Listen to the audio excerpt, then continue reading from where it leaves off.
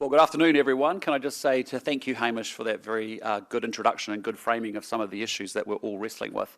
Before I start, can I just acknowledge everyone at Business New Zealand and their superstar CEO, Catherine Rich, and just say thank you for your relentless advocacy and all of your support for the broader New Zealand business community. Your organisation, as you well know, plays a critical role, not just at the national level, but also in elevating the voices of the respective regional bodies up and down the country, and you make a great contribution into those communities as we see across New Zealand. Can I just also thank Salesforce and Oricon so much for sponsoring today's event. We really do appreciate it. Now today my intention is to put this year's budget into context, and first I want to speak briefly about our economic recovery here at home and why I remain confident despite international uncertainty. And then I'm going to make the case for two big priorities of Budget 2025, fiscal consolidation and also economic growth, and why they matter and some steps that we're taking to make them happen. Now, it's fair to say that Budget 2025 arrives against a challenging international backdrop. Trade tensions overseas have seen revised forecasts across the world as exporters and consumers come under sustained pressure. And the sharp deterioration of financial markets that we've seen in April have somewhat recovered in recent days and weeks, but the markets remain volatile. And experts offshore are leaning into that uncertainty. I saw that the Bank of Canada even chose to publish two separate economic scenarios in their latest statement instead of one single set of forecasts. And I don't blame them, frankly, for having a bob each way. And so for a small, open economy like New Zealand, the international environment clearly matters a lot, but I remain confident about our recovery. Inflation remains anchored below 3%, and interest rates continue to fall, supporting households with the cost of living and providing the foundation for a domestic economic recovery. The official cash rate has fallen consistently and considerably from 5.5% down to 3.5%, with economists now picking further cuts are on the way soon. And I do want to acknowledge for households, interest rate relief will be a slow and steady process. For example, according to the Reserve Bank, average interest rates on outstanding mortgages have now only fallen for just 4 months in a row, having previously risen for 37 months in a row. But the good news is that financial relief for households will keep rolling through, and with around $60 billion of mortgages set to roll over in just the next 3 months, that will help. In short, the trend is our friend, and even if I know many families and businesses won't be feeling that relief just quite yet. Now at the same time, an export-led recovery is now well underway in regional New Zealand. Dairy prices are strong, despite global headwinds, supporting farmers now to pay down debt and put more money back into rural communities. Fruit exports are booming, hitting $5 billion in value in the 12 months to March, driven by a big jump in kiwi fruit sales. And the tourism industry is also growing rapidly, with visitor numbers now recovering and now back at 86% of pre-COVID levels. But importantly, tourism expenditure was up 23% in 2024. So it's not surprising then that the recovery is looking brighter in regional New Zealand and also in the South Island in particular. And many of you would have seen, Westpac just last week highlighted that Otago and Canterbury and Southland, consumer confidence and growth in retail activity is outpacing what we see across the rest of the country. And our government is working really hard to make sure we support that rural recovery. We've got a steady diet of pro-growth deregulation, a strong focus on RMA reform, and fresh efforts to break into new markets offshore are highlights of that agenda so far. And we know the difference that quality trade agreements can make to our growth prospects. For example, in the 12 months since the EU FTA came into force, our exports to the European Union have grown by 25%. And for exporters, that's worth an additional $1 billion.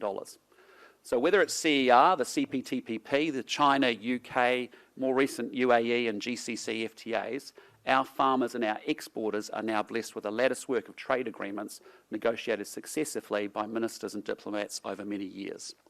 Now, clearly, India will be an important next step, and it was incredibly positive to see Minister of Trade Todd McClay, who's doing a great job, and he's sitting right here, announce on Monday that the first formal round of our in-person FTA negotiations kicked off this week. Now, all of that brings me to the budget, and it won't surprise you to learn that lifting New Zealand's long-run economic performance has been our primary focus in designing Budget 2025. Yes, that has shaped decisions we have made on individual initiatives, some of which I'll touch on shortly, but our fiscal strategy, including our desire to return to surplus and the wider impact on inflation, interest rates and growth, has also been very much front of mind.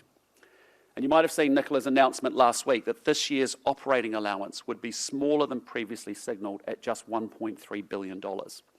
And that will be the smallest operating allowance in a decade and ensures that Treasury can still forecast a surplus within the next 4 years. And that was the right decision for several reasons. First, it represents a really fresh commitment to necessary fiscal consolidation, because in recent years, New Zealand has been living beyond its means, and that has come at a significant cost.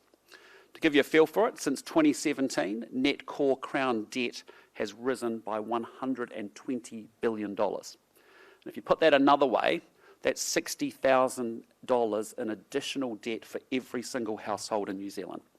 So as a proportion of our economy, debt has ballooned from just 21.6% of GDP in 2017 to today it's around 43% of GDP today, higher than it's ever been at any time since the 1990s.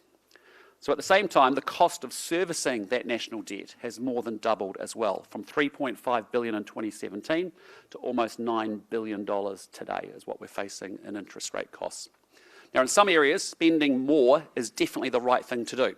In health, and education, and law and order, and defence, and transport, my government is prioritising significant new investments. And each of those areas are a priority for New Zealanders, and they require more funding to deliver the quality public services that Kiwis have come to expect. But that comes with trade-offs, because spending more on everything, as I've seen some commentators calling for, would mean larger deficits, it would mean more debt, and it would mean ultimately fewer choices in future budgets as the cost of servicing our debt grows even larger and the prospect of returning to a surplus evaporates. So managing and responding to critical risks is also more challenging, much more challenging, when you've got higher levels of public debt. And if you can think back, New Zealand was incredibly well served through the GFC, through the Christchurch earthquake recovery, and during COVID, because successive ministers of finance had made difficult choices to ensure that New Zealand had low levels of public debt. And I think our responsibility is to do what we can to leave a similar inheritance for future administrations as well. Now, secondly, a smaller allowance supports lower interest rates and stronger business activity. And sadly, recent experiences have forced us to relearn the fundamentals of economics, including the reality that if governments borrow and they spend too much, interest rates are forced to go higher to compensate, putting huge pressure on family budgets and private sector activity. Now, the good news is the converse is absolutely true. More restrained fiscal policy supports interest rates to remain low, enabling businesses to grow and families to get ahead under their own steam. ANZ's initial estimate last week was that the smaller operating allowance would in fact support interest rates being 5 to 10 basis points lower than they otherwise would be. And you've seen, and Treasury has also estimated that with a tighter budget package, interest rates would be up to 30 basis points lower by the end of the forecast period. And so for a family with a mortgage, or a farmer, or an entrepreneur taking on debt to grow their business, that means real financial relief and more opportunity to be able to get ahead. Careful spending, low interest rates, and robust private sector growth sits at the very, very heart of our economic strategy as a government, as we seek to create jobs and boost exports, lift incomes, and promote more innovation and investment. Responsible fiscal management also supports our economic reputation offshore, because for a small economy like New Zealand, that's absolutely critical. It means that we can borrow more affordably when we have to, and guarantees that even in periods of global turmoil, we are a trusted destination for trade and investment. Now, third, the smaller operating allowance was the right call because keeping our word actually matters. And Nicola has been consistent in her commitment to deliver a pathway back to surplus and to maintain debt at prudent levels. Conditions can and do change, but it is a credit to her that the budget in 2025 will demonstrate a return to surplus despite a challenging global backdrop. And that's the result you expect when you anchor your budget decisions in your fiscal strategy instead of allowing the pressures of the day to drag you off course. And I know there are some commentators calling for larger allowances and more spending, but they need to be really honest that those decisions will mean more debt, they will mean more deficits and an indefinite delay to New Zealand returning to surplus. And more debt and more deficits is a fiscal strategy, but for a small internationally exposed country like New Zealand, it's also an incredibly risky one. Now, at the same time, just as grey clouds bring silver linings, even tight budgets present opportunities. And in Budget 2025, we'll be taking further steps in our long-term mission to lift economic growth and to boost economic productivity. Earlier this year, we published our government's Going for Growth agenda. If you haven't seen it, I'd encourage you to get a copy and go through it. But it outlines a range of actions that we're taking to get the New Zealand economy moving and to realise the incredibly vast potential that we have. Each of those actions fits into one of 5 pillars that we've identified as being absolutely critical to lifting economic growth and productivity and therefore improving New Zealanders' collective standard of living. 1, developing talent. 2, encouraging more science, innovation and technology. 3, introducing more competitive business settings.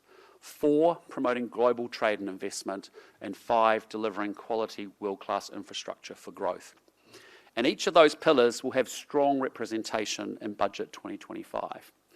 Today I just want to touch on a few of them and some of the small steps we are taking to underpin our growth mission. And if I start with encouraging science, innovation and technology being one of those pillars, because in January at my State of the Nation speech I spoke briefly about our vision for our science sector. I want to see a much sharper focus on commercialisation, much more stronger ties through to the business community and a rapid access to ideas and innovation from overseas. And capital investment will actually be critical to our growth journey, but New Zealand won't achieve a step change in our living standards if we invest more, but we continue to lag behind the global technological frontier. I think Hamish was alluding to that point.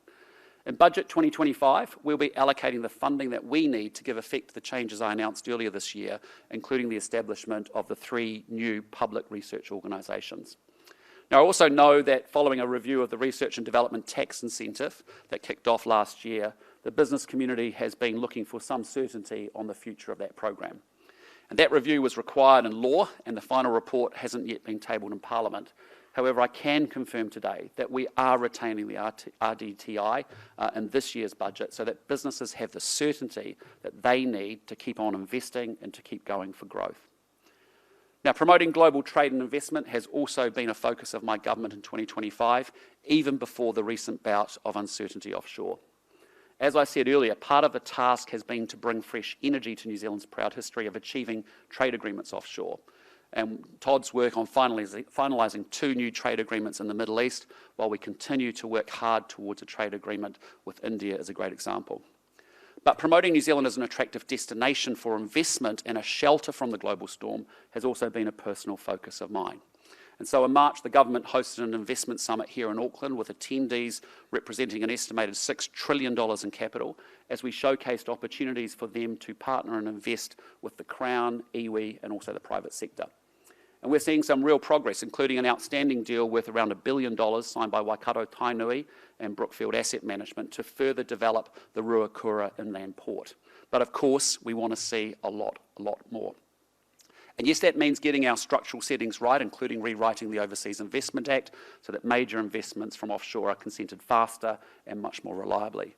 But for small countries who have to compete hard for that share of mind, but also that share of wallet, we also need a team of national champions constantly making the case for New Zealand as an outstanding place to do business and to invest in. In January, I announced that that team would be led by a new group called BusinessNZ, an entity specifically responsible for attracting foreign investment to New Zealand and providing the critical concierge services that have allowed other countries like Singapore, like Ireland, to punch above their weight in securing FDI. And I can confirm today that funding will be allocated for BusinessNZ in Budget 2025, ensuring that they can crack on and get the job done. Now, modern, reliable infrastructure, if I can talk to that, and my government's efforts to deliver more of it to communities right across the country will also play a major role in our Going for Growth plan. And it's why capital expenditure, including for frontline services like health and education, will be a priority in Budget 2025.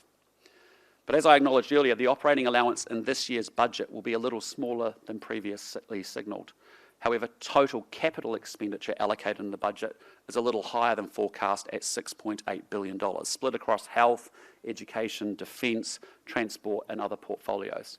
And when that is offset by the savings identified in this year's budget, it means the net capital allowance is about $4 billion compared to the $3.6 billion previously signalled in the budget policy statement. Now, for businesses, that investment represents a huge opportunity to develop critical skills and capability, and also to promote growth for many years to come. And for Kiwis, it will mean another big investment in the quality frontline services like health and education that they deserve. Now, the two remaining pillars, our efforts to develop talent and also to promote competitive business settings, will also feature prominently in the budget, but I won't be making any announcements about that today. However, as Nicola confirmed last week, and I can confirm again today, there will be a small number of measures in this year's budget designed to make it easier for you and your businesses to invest, whether they're based here or offshore.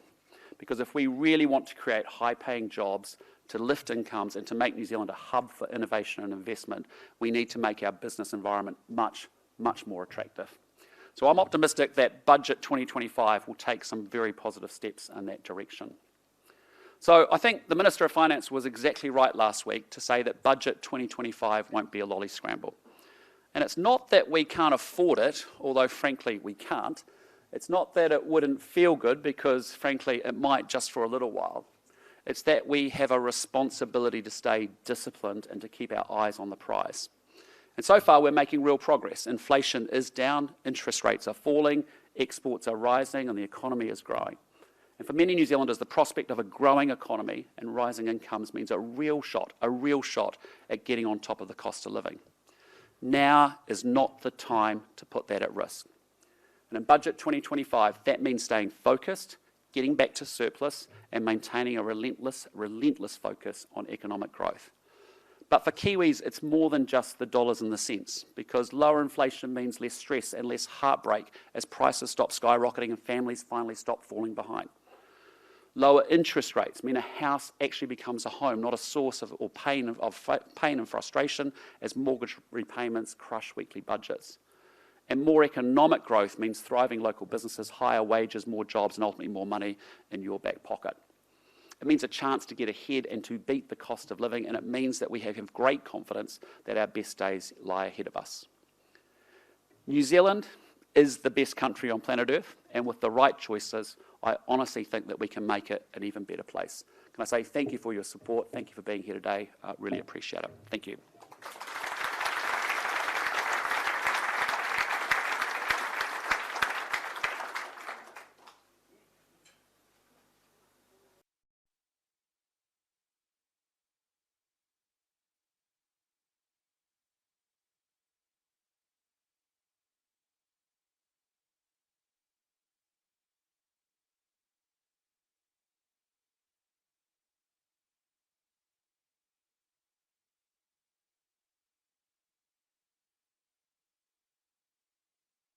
Of the budget under an economic growth banner is very smart, because I imagine when you're going through your decision making, it's a very easy test, isn't it? You can say, does this contribute to economic growth or does it not? But in the areas where you're focusing, be that trade or infrastructure, and your R&D comments today, I think those will be very well received, certainly for members of the major companies group who are involved in R&D. That is absolutely a really critical part of their businesses. But I'm looking out across. Do I have some questions? Who's going to be? Let's see. Oh, could I say, please say your name and your company? Thank you. Oh, but I know your name and company. Yes. Catherine Beard, Director of Hey, Advocacy. Catherine, how are you? Hi, very good. You can sing and do karaoke, or you can ask a question, whatever you want to do. I think I'll go for a question. Okay. Look, just want to reinforce what Catherine Rich said about the R&D tax credits. Thank you for continuing to support that. I know it's very important to a lot of our members who are doing a lot of R&D, and that will be give them the confidence to continue to invest. Consolidating the Crown Research Institutes, that seems like a good move. I think the report that we're all waiting for now in the R&D space is Sir Peter Gluckman's review of the universities. So we're really interested in knowing how the universities and all that academic talent can work better with business to create the magic. So any thoughts on that? Yeah, thank you for the question, Catherine. I mean, the reason, I've probably spent 25 years actually studying other small advanced economies around the world, and you try and ask the question, why are other 5 million people countries on earth wealthier than New Zealand? And when you boil it all down, it comes down to those 5 things in that going for growth plan. Got to have a world-class education system, got to have more science, technology, innovation, good business settings, competitive settings, get rid of the red tape, trade and investment, and obviously infrastructure. So I've looked very closely at Singapore, I've looked at Ireland, and we've basically taken more of the Irish approach, which is to say, look, we're quite siloed with our R&D spend at the moment. A bunch of it happens in the business community, a bunch of it happens in the university sector, and the other part of it happens in the Crown institutes. And so we want to refocus, I think, the 7 Crown Research Institutes into 3 public research organisations. We also want to add an AI technology institute, research organisation into that piece as well, so we'll have 4 ultimately. But the whole idea is actually we want to commercialise that science. Too often, you'll hear New Zealanders say, oh, we invented that. It was our scientists that got that breakthrough. Well, that's lovely. I want our scientists to be the people that get fabulously wealthy off the back of it, and I want us to commercialise it. I don't want Australian or American companies commercialising low emissions ryegrass, for example. I want that to be able to be done in here in New Zealand and for commercial opportunities to come off the back of that and someone to build a big business off it. So we want to get the silos broken down, and we want to see the collaboration between the universities, business and the institutes being much more seamless, like I've observed certainly in Ireland. I've also just announced yesterday or the day before that I'm appointing a Prime Minister's Science Council, which is really designed to help us make choices, and some of you here are actually on that council, to make sure we're making choices a little bit about where the big R&D platforms we want to invest in will be that will actually power up the economy. So I've taken the universities out of vocational education, the science sector reforms and science, technology and innovation, and put that under the auspices of Shane Retty so that we can get that breakdown of silos, but we actually commercialise the sector. I'm over the time of just talking about we've got a breakthrough because of a great New Zealand scientist, let's celebrate that. Let's celebrate that, but let's also build a great business off the back of it so that we actually help our people and lift our collective, add value to our products and services and therefore our wages as a result. The only other thing, can I just say on technology, if there's no other question, is this is dangerous, guys, because I could go for 7.5 hours. I mean, Fidel Castro went for 7 hours 40 once, and that would be quite a record.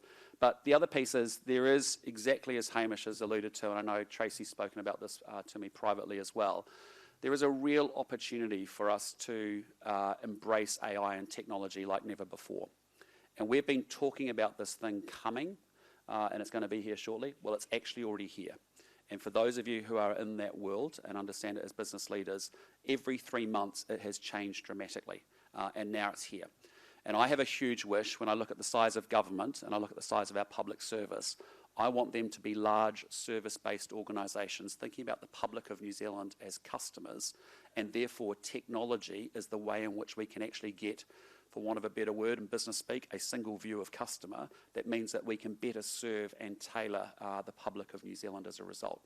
It should be that you should be a 32-year-old mum able to say, I've got a 9 and a 7-year-old daughters, I earn $73,000 a year, what entitlements am I available to me? You should be able to put that in as a natural language request and get an answer back, like many of you do within your own businesses. So government is well behind the technology piece, and I think digitising government is actually really critical in order to get the service mentality and the customer service mindset in place from government going forward as well. Yes, ma'am.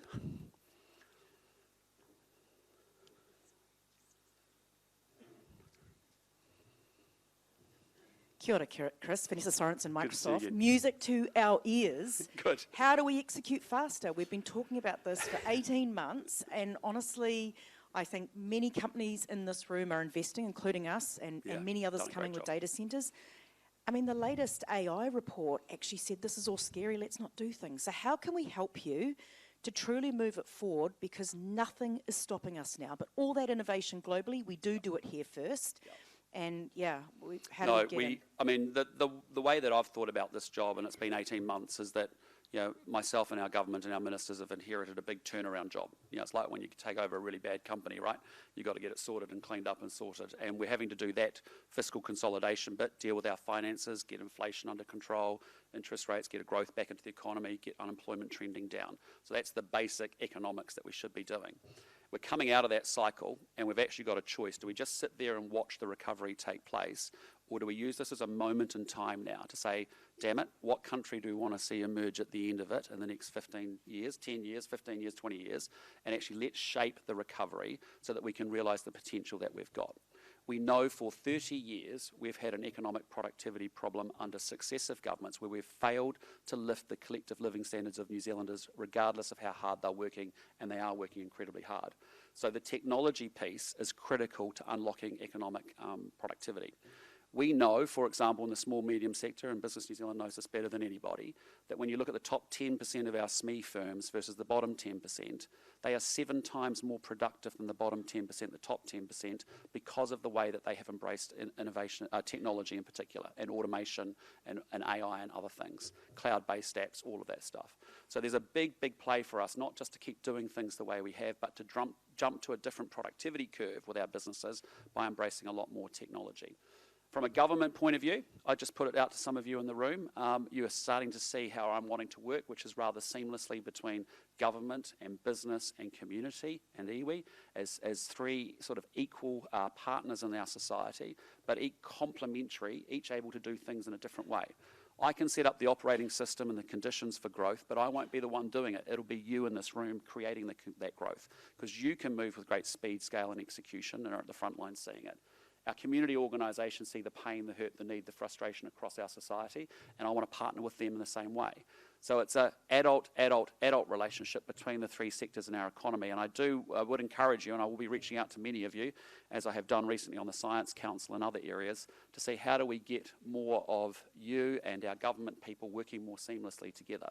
Hopefully you've got a sense of it with my ministers. I do performance reviews with them regularly. One of the key criteria is how much time are you out of the office engaging with your sectors, learning about what the solutions are, the common sense solutions. And you as a collective bunch of folk, how do you not just vomit up the problem on us? How do you actually come forward with some common sense ideas that gets the barnacles off and gets the show on the road? So watch this space, because we need some outside-in provocation for government. Yes, we're talking to Estonia. Yes, we talk to Singapore. Yes, we talk to New South Wales and others that have done and the UAE, they've done a good job in this space. There's a lot more for us to do. Yep. Thank you. That's all the time we have. I've got one at the back. We have to get one from the back. Okay. Yeah.